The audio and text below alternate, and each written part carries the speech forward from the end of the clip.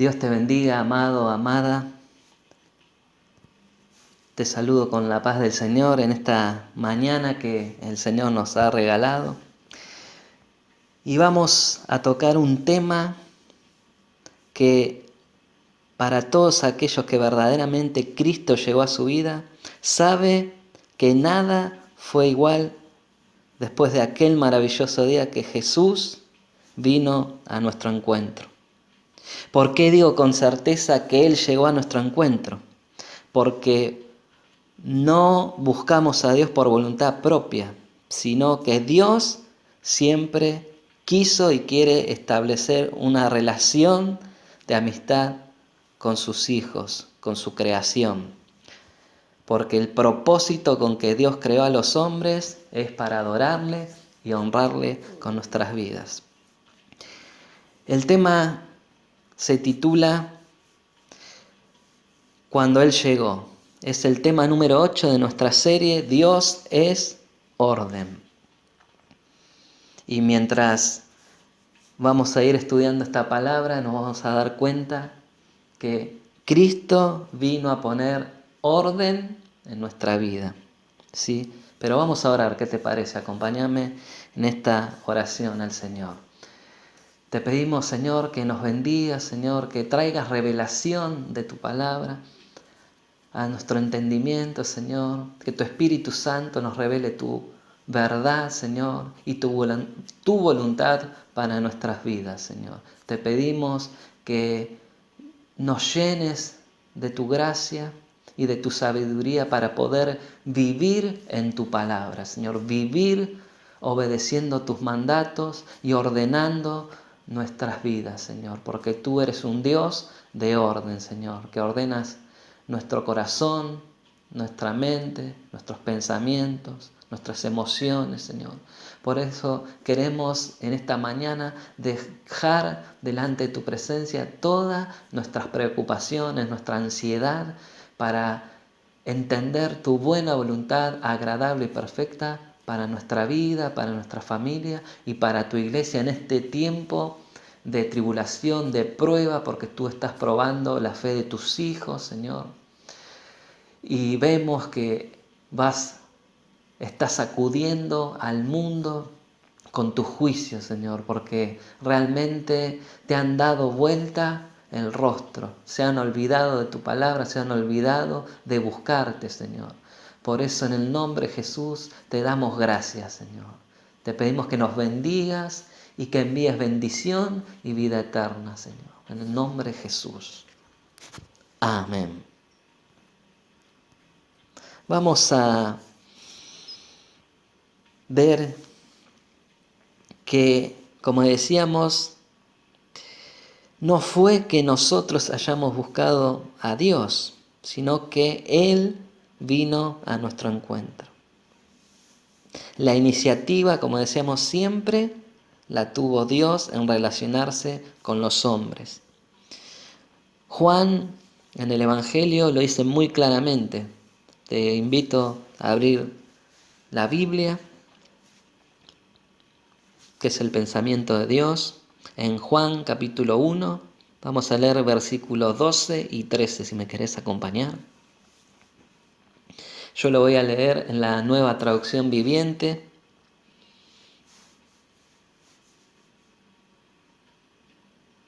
Que dice así, leemos en el nombre de Jesús. Pero a todos los que creyeron en Él y lo recibieron, les dio el derecho de llegar a ser hijos de Dios. Ellos nacen de nuevo, no mediante un nacimiento físico como resultado de la pasión o de la iniciativa humana, sino por medio de un nacimiento que proviene de Dios.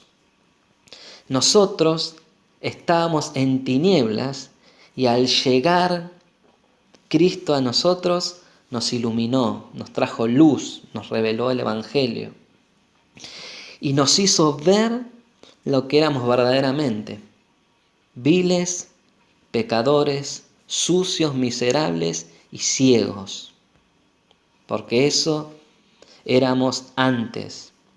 Y quebrantó nuestro corazón y nacimos espiritualmente, nos trasladó cuando nosotros nacimos de nuevo, nos trasladó del reino de las tinieblas, donde estábamos, al reino de la luz. Él tocó la puerta de nuestro corazón, como le da el mensaje, si me querés acompañar, en Apocalipsis 3:20. ¿Sí? Aquellos que vivían en tibieza, el Señor le dice, vuélvete, arrepiéntete y comencemos de nuevo.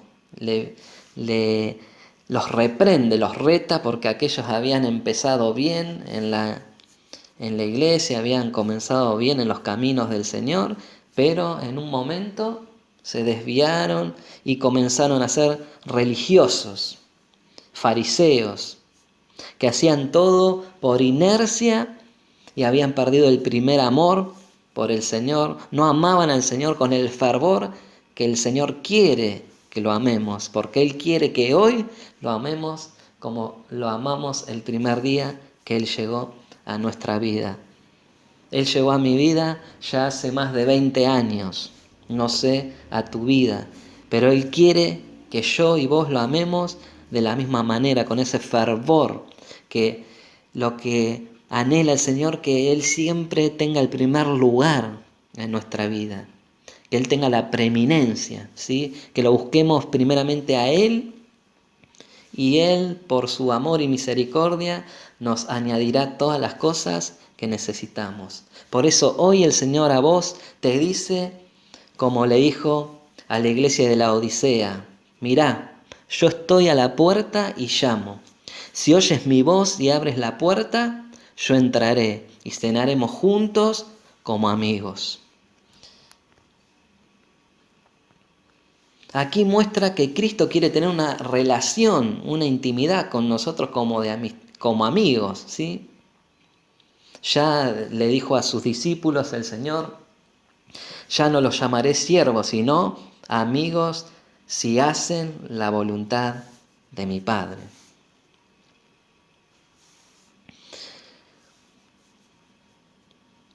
¿Y por qué quiere entablar esa relación el Señor? Porque Él nos amó tanto que entregó su vida por amor en la cruz y no espera menos de aquellos que dicen amarle. Y desde el momento que nacemos espiritualmente, Él nos sella con el Espíritu Santo. Ya pasamos a ser su morada. Dice la palabra que su amor es puesto en nuestro corazón por el Espíritu Santo. Y comienza su obra, ¿sí? Te pregunto, ¿cómo estaba tu vida y tu corazón antes que Cristo llegó? Seguramente tu corazón estaba como el mío,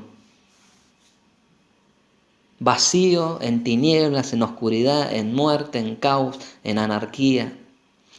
Amado, amada, lo primero que hace Cristo cuando llega a nuestra vida es poner orden.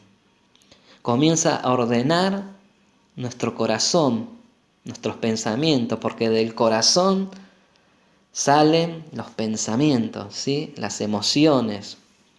¿Y cómo lo hace? Con su palabra, que es perfecta, ¿sí? Como lo dice el Salmo 19. Y la única que puede convertir al hombre, ¿sí? Porque lo único que puede hacer cambiar al hombre es la palabra, porque las palabras de Cristo, las palabras de Dios son espíritu y son vida. ¿Cuánto lo creen? El milagro más maravilloso que solo Dios puede hacer, que a mí me maravilla, es cambiar de muerte a vida la vida de los seres humanos. Nadie puede hacer esto. Ningún científico puede cambiar el corazón del ser humano.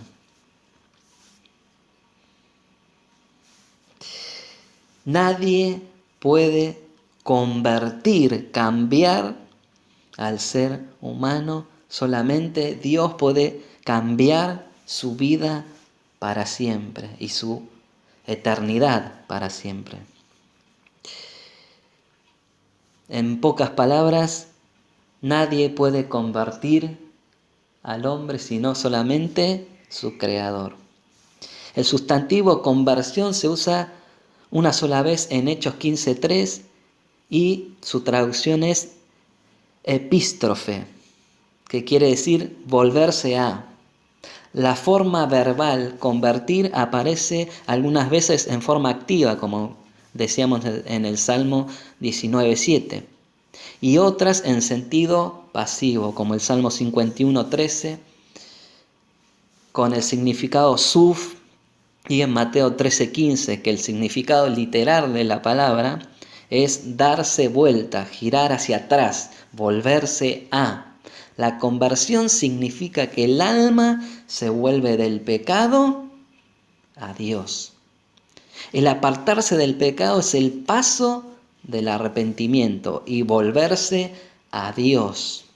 Es el acto de fe mediante el cual la salvación se hace posible.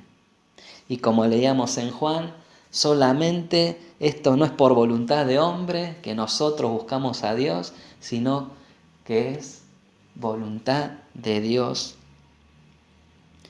y la misericordia del que Él quiere tener. Porque solamente Él es soberano y sabe a quién va a salvar. Amén. Vamos a leer 2 Corintios 5:17, que muchos de ustedes lo deben saber de memoria. Yo lo voy a leer en otra versión, en la Nueva Traducción Viviente. Dice: de modo que si alguno está, ahí hace la aclaración, en Cristo, nueva criatura es. Las cosas viejas pasaron, he aquí todas son hechas nuevas. Yo siempre remarco todas, porque no es que dice algunas, quizás quedaron algunas cosas del pasado, no, todas son hechas nuevas. Esto significa que todo el que pertenece a Cristo, ya que es miembro del reino de los cielos, que ha dejado atrás la vida de pecado, pertenece a Cristo, se ha convertido en una nueva persona. La antigua vida ha pasado, una nueva vida ha comenzado. Eso produce el nuevo nacimiento. Ya dejamos la vida de pecado heredada por Adán, la vieja naturaleza de pecado, y nacemos a una nueva vida espiritualmente hablando. ¿Sí? Cuando nos convertimos, es decir, nos arrepentimos de nuestra mala manera de vivir, debemos demostrar con nuestras acciones, conducta, manera de hablar, de mirar, de enfrentar las tentaciones, las tribulaciones, las discusiones. Debemos demostrar que Cristo vive en nosotros. Como declara Pablo: ya no vivo yo, mas Cristo vive en mí. ¿Qué quiso decir ya no vivo yo? Ya no vive en mi corazón mi orgullo, mi ego, mi sabiduría, sino Cristo.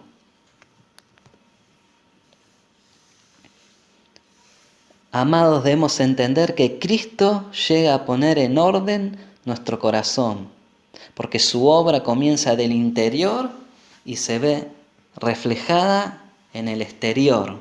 Como decía Juan el Bautista en Mateo 3:8, si me querés acompañar, decía: hacer pues frutos dignos de arrepentimiento. ¿Qué quieres hacer? Es una acción, demostrar, andar. El mismo Jesús predicando decía: por sus frutos los conocerán. ¿Cómo vemos los frutos de un arrepentimiento en una persona? Con sus actitudes, con su forma de ser, con su manera de hablar, de conducirse, cómo está su moral, ¿no? Porque como habla el hombre, tal es. Su pensamiento se nota en su manera de conducirse, ¿sí? Por eso debo preguntarte, ¿has nacido de nuevo? ¿Has resucitado a la nueva vida? Pablo en Romanos 6 dice, versículo 3, ¿o no sabéis que todos los que hemos sido bautizados en Cristo Jesús hemos sido bautizados en su muerte? Porque somos sepultados juntamente con Él para muerte por el bautismo, a fin de que como Cristo resucitó de los muertos para la gloria del Padre, así también nosotros andemos en nueva vida. Porque si fuimos plantados juntamente con Él en la semejanza de su muerte, así también lo seremos en la de su resurrección. Sabiendo esto, que nuestro viejo hombre fue crucificado juntamente con Él, para que el cuerpo del pecado sea destruido, a fin de que no sirvamos más al pecado, ya no debemos practicar el pecado. No sé si me comprendés. No vivir para pecar, ¿sí? Por eso, ¿cómo te conduces? ¿Cómo vivís? ¿Cómo andás? ¿Guiado por el Espíritu? ¿O seguís en tu obstinación, rebelde, orgulloso, malhumorado, peleando con todo el mundo, insultando, maldiciendo, quejándote de todo?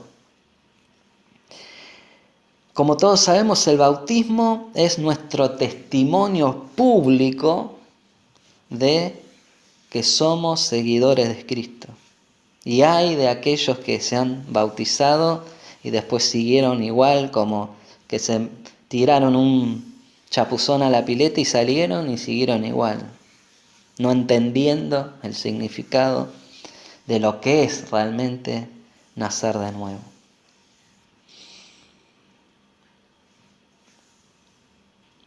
Vamos a ver, si me querés acompañar, el encuentro personal de un recaudador de impuestos llamado Zaqueo en Lucas 19.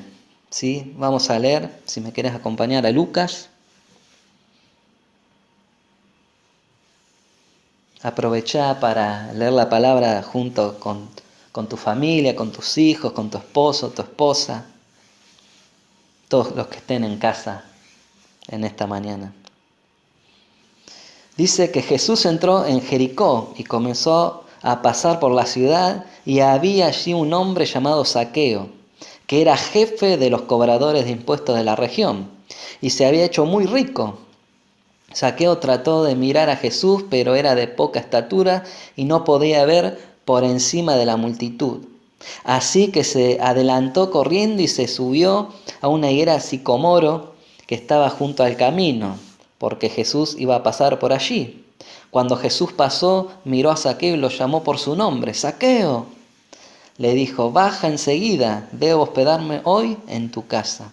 Zaqueo bajó rápidamente, apresuradamente, y lleno de entusiasmo y alegría, llegó a Jesús a su casa. Pero la gente estaba disgustada y murmuraba, ¿fue a hospedarse en la casa de un pecador de mala fama? Mientras tanto, Zaqueo se puso de pie delante del Señor y dijo, Señor, daré la mitad de mi riqueza a los pobres, y si estafé a alguien en sus impuestos, le devolveré 4 veces más. Jesús respondió, la salvación ha venido hoy a esta casa, porque este hombre ha demostrado ser un verdadero hijo de Abraham. Pues el Hijo del Hombre vino a buscar y a salvar lo que estaba perdido, como estabas vos, como estaba yo. Sabemos por lo que dice esta palabra que Zaqueo, ¿no? El nombre Zaqueo significa puro, limpio, justo. Vemos que la palabra decía que era jefe de los recaudadores de impuestos para Roma. En Palestina había muchos recaudadores de impuestos judíos. Sus compatriotas los tenían en muy, pero muy poca estima, pues a menudo exigían un impuesto superior al fijado. Solían evitar su compañía a los demás judíos. Y los situaban en la misma categoría que los pecadores. Por eso dice, Jesús vino a salvar lo que estaba perdido. También guardaban rencor a los recaudadores de impuestos porque estaban al servicio de Roma, una potencia extranjera, porque estaban oprimidos por Roma, en ese tiempo el pueblo de Israel. Por eso vemos más adelante la indignación de los fariseos al ver que Jesús fue a la casa de Zaqueo. Pero pregunto, ¿quién puso en el corazón de este pequeño hombre de estatura la necesidad de ver a Jesús? Por lo que leímos, era un hombre rico, de buen pasar, a pesar que fue ilícitamente, porque ellos, como veíamos, agregaban al impuesto más cosas para tener ganancia y robar más dinero, como hacen hoy en día los políticos, ¿sí? Por eso siempre digo que es actual la palabra y se cumple actualmente. ¿Qué lo impulsó a subir a ese sicomoro para poder ver a Cristo? Y sucedió algo que él nunca pensó. Cristo lo vio y fue a su encuentro. Y le dijo esas palabras que quedó en el corazón de Zaqueo: debo hospedarme en tu casa. Jesús siempre nos habla a nuestro interior, a nuestro corazón. En ese momento que Jesús lo llamó, tocó a la puerta del corazón de Zaqueo y de allí en más se quedó en él. Como cuando tocó la puerta de mi corazón, se quedó allí el Señor y no quiero que se vaya nunca de él. Vemos abajo que Zaqueo feliz, ¿sí?, gozoso que Jesús iba a visitar su casa, como nos sentimos nosotros felices cuando una persona querida por nosotros nos viene a visitar. ¿Y qué hacemos? Preparamos lo mejor. Y eso debe ser siempre cuando vamos a presentarnos delante de la presencia del Señor, a orar en lo secreto. Y también, como muchos desprecia y tienen como costumbre no congregarse, cuando uno va a congregarse a la casa de Dios, debe ir como si fuera a un casamiento, una boda, de la mejor manera posible en nuestras posibilidades, y de ir con el corazón dispuesto a recibir la palabra del Señor, no a contender, no a murmurar. Uno debe llenarse de la palabra de vida eterna que nos da Cristo. No debemos mirar nunca al pastor o al hermano ministro que está hablando la palabra de Dios, porque no es palabra nuestra, sino de Dios. Y debemos ir felices y gozosos como se invitaban los israelitas en el tiempo de David, que decía: vamos a la casa de Dios. Iban en peregrinación a la casa del Señor. Espero en el Señor que el Señor esté hablando a tu vida en este momento, y que en este tiempo de la pandemia, el coronavirus y de otras pestes que no podemos congregarnos por seguridad, que cuando se abran las puertas de la iglesia no quede ningún lugar vacío, ¿sí? Porque esto fue un trato de Dios para sus hijos, para que se vuelvan de todo corazón a Él, porque son los últimos tiempos, amados.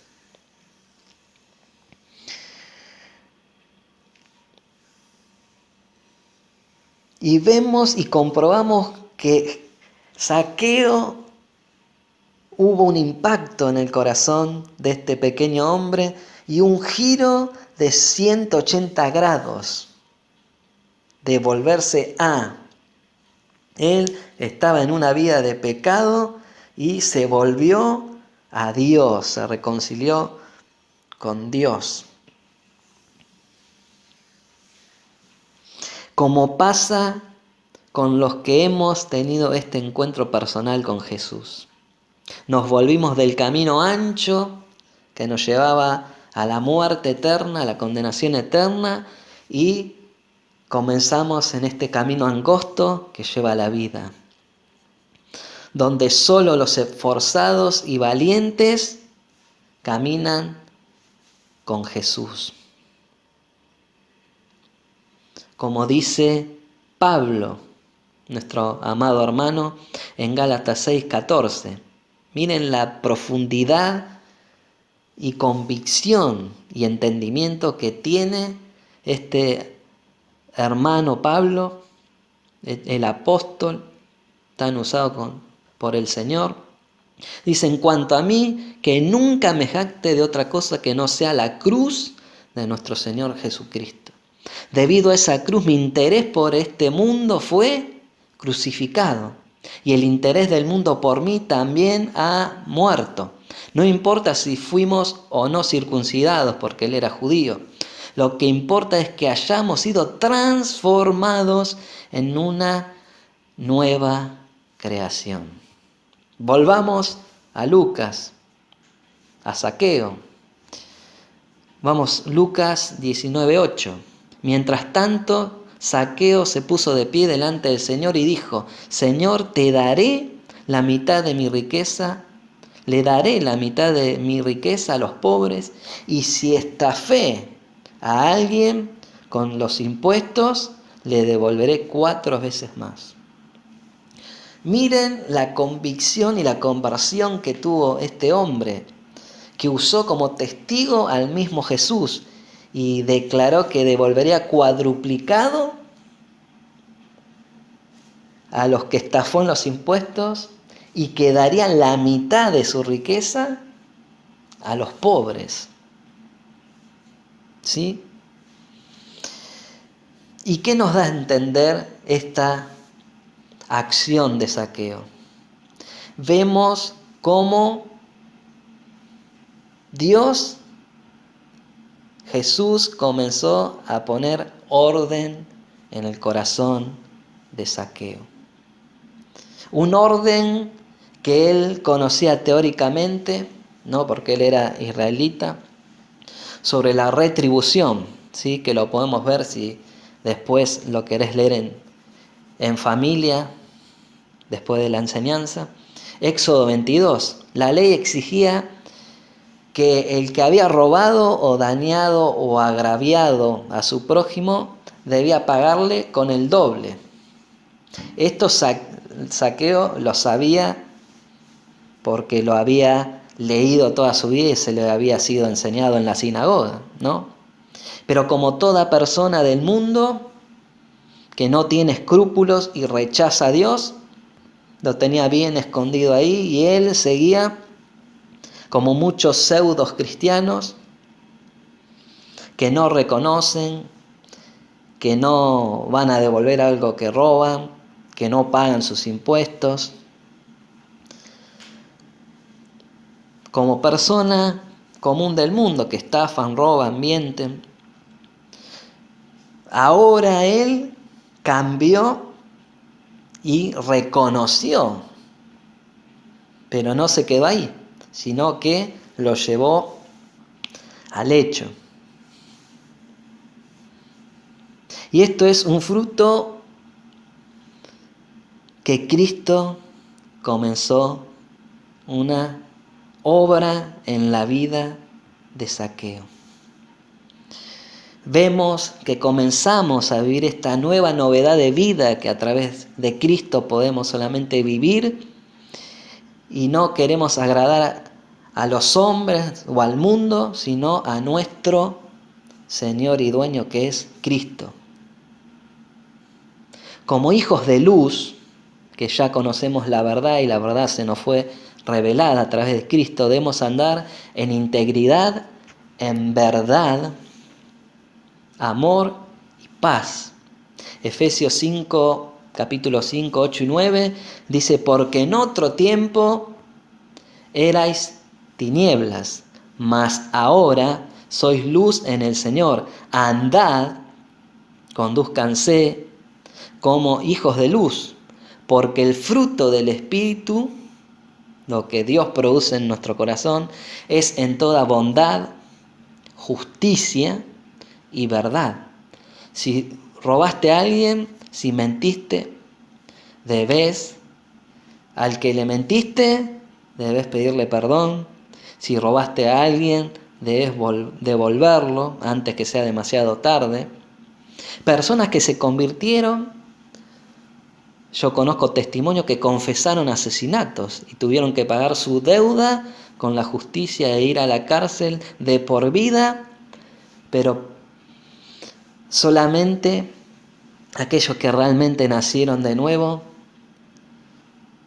vivieron encerrados durante toda la vida que le restó, pero con paz en su corazón, porque realmente Cristo llegó a su vida. Vivirás feliz a pesar de las circunstancias que te toquen vivir, porque Cristo estará con vos, junto a vos, atravesando la tormenta, como estuvo con todos nuestros hermanos, como estuvo con Sadrat, Mesach y Abednego, como estuvo con Daniel, con Jeremías, con Elías. Él siempre estará contigo, no te dejará solo en la tormenta. ¿Cómo habrá impactado la palabra de Jesús en su corazón que ese hombre, que su rasgo característico que era, lo vemos latente, que era la avaricia y el amor al dinero, que eso fue lo que lo llevó a ese punto crítico en su vida, porque sabemos que raíz de todos los males es el amor al dinero, como dice en 1 Timoteo 6:10. Lo llevó a ese punto, como yo, como vos, en el pozo de la desesperación. Y vemos que Jesús lo fue a buscar. Y vemos que el amor de Dios sobrepasa todo entendimiento humano, porque el amor de Dios no es egoísta, no es fingido. El amor de Dios no se envanece, no se irrita, no busca lo suyo. Y vemos que al ver ese amor desinteresado del Señor, que no pudo comprender la gracia del Señor, no le importó ya el dinero que tenía, su posición social, sino que quiso agradar al que lo amó primero, porque Dios nos amó primero. ¿Sí? Porque en el momento, el instante que Cristo se le presentó, iluminó su entendimiento y creyó a lo que Cristo vino, que vino a salvar lo que se le había perdido. Lo que se había perdido, es decir, todos los seres humanos. Y lo salvó no por su dinero, su rango social, o por sus obras de caridad, sino por la fe y gracia de Dios. ¿Cuál fue su acción? ¿Sí? Zaqueo, como dijimos, daré la mitad de mis riquezas a los pobres y si estafé a alguien, con impuestos se lo devolveré 4 veces. Ya su corazón y su moral entró en el orden de Dios. Dios quiere que vivamos bajo los principios y la moral del reino de los cielos. Ya no buscando, como dice el mundo, salud, dinero y gloria y amor y fama, sino que él buscaba el reino de Dios, las cosas invisibles espirituales que son las que deben tener el primer lugar en nuestro corazón, en nuestra mente y en la conducta de un verdadero seguidor de Cristo. Cuando Cristo llega, pone en orden nuestra vida que está en caos, en rebeldía y en total anarquía. ¿Y cómo terminó ese día que Cristo llegó a Zaqueo? Jesús respondió a los que estaban presentes en la casa de Zaqueo: la salvación ha venido hoy a esta casa, porque este hombre ha demostrado con sus hechos ser un verdadero hijo de Abraham. no solamente de palabras, ¿no? No era porque solamente conocía la ley, sino que vivía la palabra, ponía por obra la palabra. Pues el Hijo del Hombre, dice Jesús, vino a buscar y a salvar lo que estaban perdidos. La salvación llegó a toda la casa de Zaqueo, porque dio muestras de su arrepentimiento. Según historia, ¿no?, de la historia de la iglesia, Zaqueo fue seguidor, luego, además de ser discípulo, seguidor de Cristo, fue discípulo de Pedro, el cual después estuvo a cargo como obispo de la iglesia de Cesarea. Miren lo que fue la vida de Zaqueo después de ser un vil recaudador de impuestos. Pero veamos, ¿a quién le dijo esta verdad directamente Jesús? Era a los fariseos hipócritas que se creían justos, porque él dijo, el Señor no vino a salvar a justos, sarcásticamente, porque los fariseos religiosos se creen justos en esa época y en esta época, que no necesitan a Jesús, ¿sí?, para ser salvos. Pero se creían justos estas por la ley, no solamente por entenderla de memoria o estudiarla de memoria intelectualmente, ¿sí? Pero no cumplían ninguna de los mandamientos de la ley con un dedo, como declara Cristo y los expuso ante el pueblo en Mateo 23, si lo querés leer después de la enseñanza. El fariseo en la Biblia representa a la persona religiosa no convertida, que piensa que como muchos cristianoides, que por obras de caridad o por un buen servicio en las reuniones dominicales van a evitar el enojo de Dios por su falsedad y mentira. Ningún mérito, amado, amada, te salvará. Solo los méritos de Cristo en la cruz del Calvario te salvan. No tu sabiduría intelectual, como decíamos, de saber la Biblia, de Génesis a Apocalipsis, te podrá evitar el juicio, sino creer en el unigénito, el amado del Padre, Cristo. ¿Sí? Vamos a ver el día que llegó Cristo a la vida de otro hombre, a la vida de Saulo de Tarso, un prestigioso fariseo, discípulo de Gamaliel, que sabía como nadie la ley de Génesis a Malaquías, ¿sí? Sabía la Torá, el Tanaj. Miren su conducta y después díganme si era o no era un verdadero hijo de Abraham, como decía también de Zaqueo. Él afirmaba hacer la voluntad de Dios. Miren a este joven.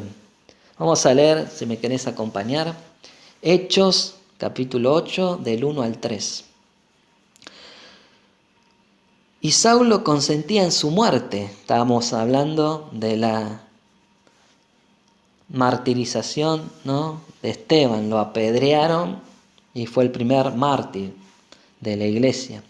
Era un diácono de la iglesia y lo mataron, lo apedrearon los fariseos y todo el pueblo, porque él les decía el cumplimiento del Mesías y la verdad, que crucificaron al Salvador. Dice, y Saulo consentía en su muerte.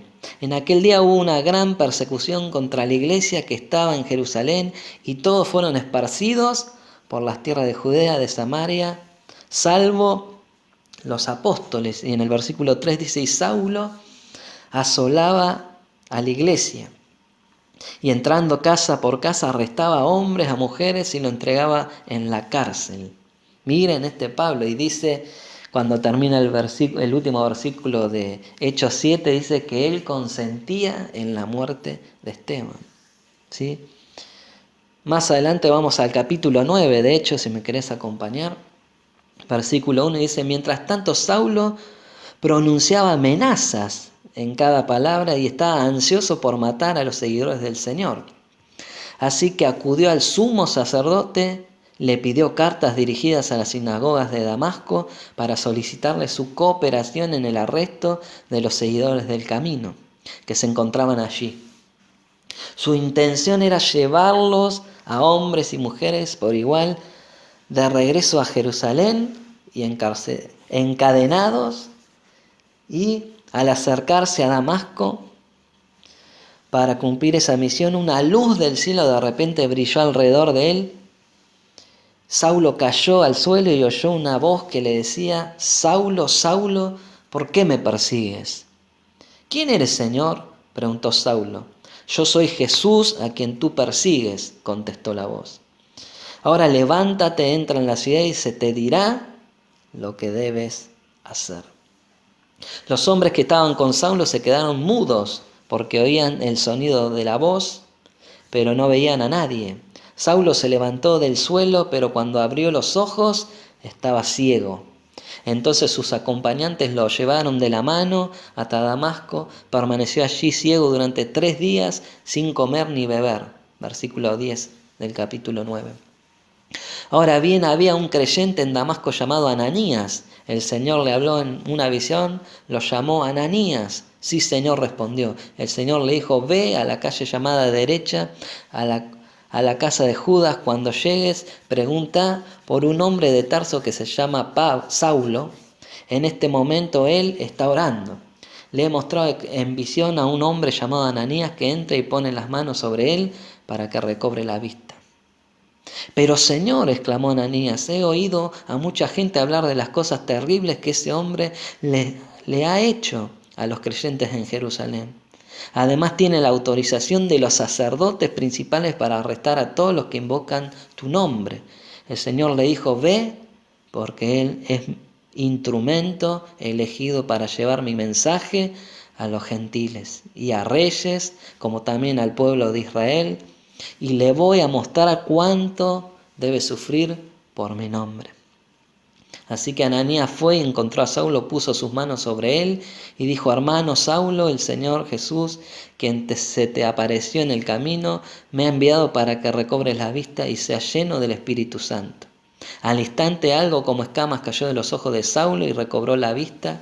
Luego se levantó y fue bautizado. Después comió algo y recobró las fuerzas. Pedro, Juan, Zaqueo, yo, vos, no caímos al suelo y estábamos persiguiendo y matando a cristianos.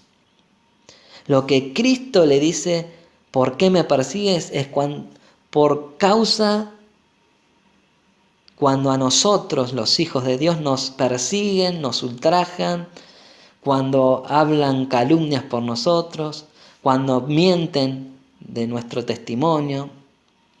Cristo nos defiende. Cristo es el dueño y amo de la iglesia, que somos vos y yo. Por eso Él la defiende cuando quieren destruirla, pero el Hades nunca prevalecerá contra la iglesia. Amén. ¿Cuánto dicen amén? Y Cristo toma la causa en forma personal, cuando mienten, cuando nos calumnian, cuando nos ultrajan, cuando nos persiguen, ¿sí? Y ante las preguntas de Saulo, solo le dijo: ve a la ciudad y se te dirá lo que hacer. ¿Observan cómo enseguida lo puso en el orden? A este hombre altanero, soberbio, que hacía y deshacía como él quería por ser rabí, fariseo, iba, pedía carta al sumo sacerdote que podía arrestar a los cristianos, llevarlos encadenados, pegándoles, torturándolos. Jesús, cuando le habló la primera vez, le dijo: Saulo, Saulo, ¿por qué me persigues? Dura cosa es dar coces contra el aguijón. Porque él pensaba que estaba haciendo la voluntad de Dios, pero iba en contra de la iglesia de Cristo. Iba en contra de la voluntad de Dios y él pensaba que rendía culto a Dios asesinando a los cristianos. Qué ceguera espiritual que tenía siendo fariseo, como muchos tienen ceguera espiritual, y que hoy el Señor quite las vendas, porque creen que están rindiendo culto a Dios y Dios está tan lejos de su corazón.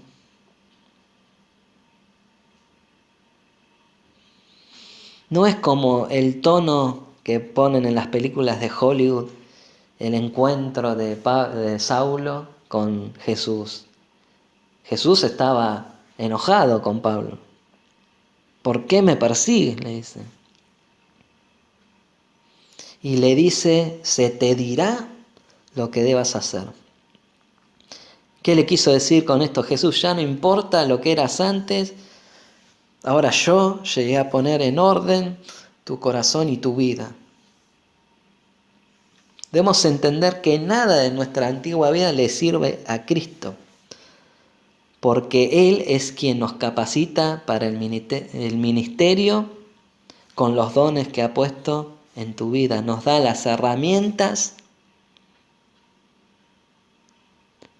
que están en su palabra para que utilicemos para servirle, para que seamos siervos inútiles. Por eso yo no estoy de acuerdo con los que usan los términos el gran siervo o el reverendo. Ningún título le sirvió a Saulo, que era fariseo, que era rabí. No le sirvió ser judío de hebreos, no le sirvió su nación. Miren lo que dice el mismo Pablo, ya convertido en 2 Corintios 5:14. Sea de una u otra forma, el amor de Cristo nos controla. Ya que creemos que Cristo murió por todos, también creemos que todos hemos muerto a nuestra vida antigua. Él murió por todos, para que los que reciben la nueva vida de Cristo ya no vivan para sí mismos, más bien vivirán para Cristo, quien murió y resucitó por ellos. Así que hemos dejado de evaluar a otros desde el punto de vista humano. En un tiempo pensamos de Cristo solo desde un punto de vista humano. ¿Qué tan diferente lo conocemos ahora, los que hemos nacido de nuevo? Sigamos el relato. Jesús lo mandó con Ananías. Ahí ya le puso un supervisor, ¿sí?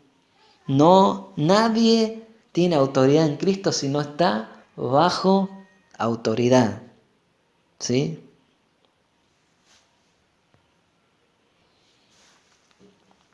¿Se entiende? No podemos ser llaneros solitarios y hacer lo que queremos, sino debemos estar supervisados por un pastor que esté velando por nuestras almas.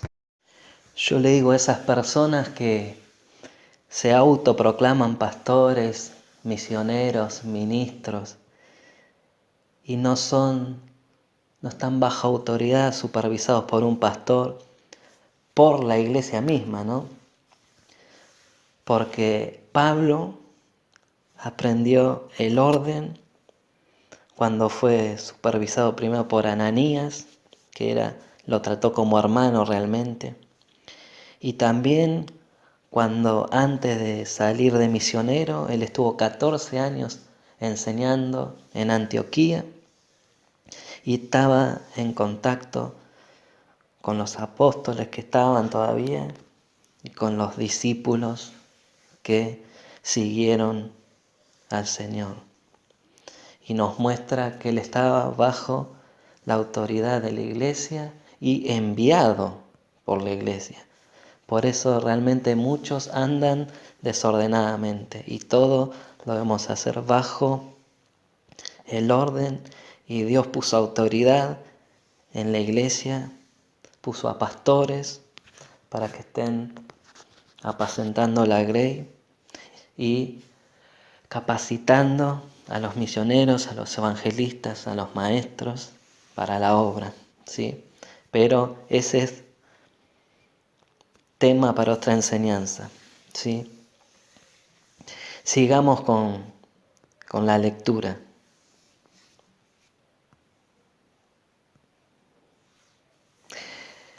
Y la pregunta es, ¿por qué piensan que Jesús le habló en visión a Ananías? Porque si el Señor no le hubiera hablado a Ananías por temor a ser engañado por Saulo, no lo hubiera recibido. Por eso la pregunta de Ananías a Jesús dice, pero Señor, exclamó Ananías, he oído a mucha gente hablar de las cosas terribles que ese hombre les ha hecho a los creyentes de Jerusalén. Además tiene la autorización de los sacerdotes principales para arrestar a todos los que invocan tu nombre. Y el Señor le dijo, instrumento escogido me es para predicar y le mostraré, lo que es sufrir por mi nombre. Como Saulo mató, amenazó, odió a cristianos hasta ese día, vemos que cambió totalmente su mente, su corazón, y se volvió realmente a Dios. Como él mismo lo dice en Filipenses, todo lo antiguo lo tengo por basura. Si me querés acompañar a Filipenses 3:7, dice, antes creía esas cosas eran valiosas, pero ahora considero que no tienen ningún valor debido a lo que Cristo ha hecho. Está hablando de su vida pasada, de los títulos, de los honores, de sus posesiones, de su orgullo de ser fariseo. Así es, todo lo demás no vale nada cuando se le compara con el infinito valor de conocer a Cristo Jesús, mi Señor. Por amor a Él he desechado todo lo demás y lo considero basura a fin de ganar a Cristo y llegar a ser uno con Él. Ya no me apoyo en mi propia justicia por medio de obedecer la ley, más bien llego a ser justo por medio de la fe en Cristo, pues la forma en que Dios nos hace justos delante de Él se basa en la fe. Quiero conocer a Cristo y experimentar el gran poder que lo levantó de los muertos. Quiero sufrir con Él y participar de su muerte para poder experimentar de una u otra manera la resurrección de los muertos. Qué declaración inspirada en el Espíritu Santo. Qué declaración de un hombre que realmente fue transformado su corazón y ardía de amor por Cristo. Y vemos su conducta transformada, que no se puede negar. Pablo ordenó su vida y el mismo orden que Dios puso en su vida le mostró cómo poner orden a los creyentes. Por lo que leemos en sus cartas, en todas sus cartas, habla a los creyentes que debían ser ordenados con la sociedad, en sus matrimonios y en la iglesia. Y escribió 13 cartas y es considerado uno de los teólogos más reconocidos por la riqueza espiritual que plasmó en sus cartas, inspirado y guiado por el Espíritu Santo. Él mismo dice en 2 Corintios 12, si me querés acompañar, 2 Corintios 12, 1 dice, mi jactancia no servirá de nada, sin embargo debo seguir adelante, a mi pesar contaré acerca de visiones y revelaciones que provienen del Señor. Hace 14 años fui llevado hasta el tercer cielo. Si fue en mi cuerpo o fuera de mi cuerpo no lo sé, solo Dios sabe. Es cierto, solo Dios sabe si estaba yo en mi cuerpo o fuera de él, pero sí sé y oí cosas tan increíbles que no pueden expresarse con palabras, cosas que a ningún humano se le permite contar. Qué privilegio que tuvo del Señor. De esa experiencia vale la pena jactarse, quiere decir tener orgullo de eso, pero no, dice, lo voy a hacer. Solamente me jactaré más bien en mis debilidades. Si quisiera jactarme no sería ningún necio al hacerlo porque estaría diciendo la verdad. Pero no lo haré porque no quiero que nadie me atribuya méritos más allá de los que pueda verse en mi vida u oírse en mi mensaje. Aun cuando he recibido de Dios revelaciones tan maravillosas, así que para impedir que me volviera orgulloso se me dio una espina en mi carne, un mensajero de Satanás para atormentarme e impedir que me volviera orgulloso. Por eso te pregunto, ¿se convirtió Pablo o no? ¿Te convertiste vos o no? Jesús transforma las vidas, amados, de aquellos que le buscan y quieren tener una relación personal y entregar su vida totalmente a Jesús. No en parte, totalmente, como Él se entregó en la cruz por nosotros. Para ir terminando, Jesús quiere salvarte, darte vida eterna, pero debes reconocer que sos pecador. Debes arrepentirte de tus pecados y abrirle la puerta de tu corazón y Jesús te aseguro que tocará. Te pregunta, ¿estás dispuesto a dejar que Él ordene tu corazón?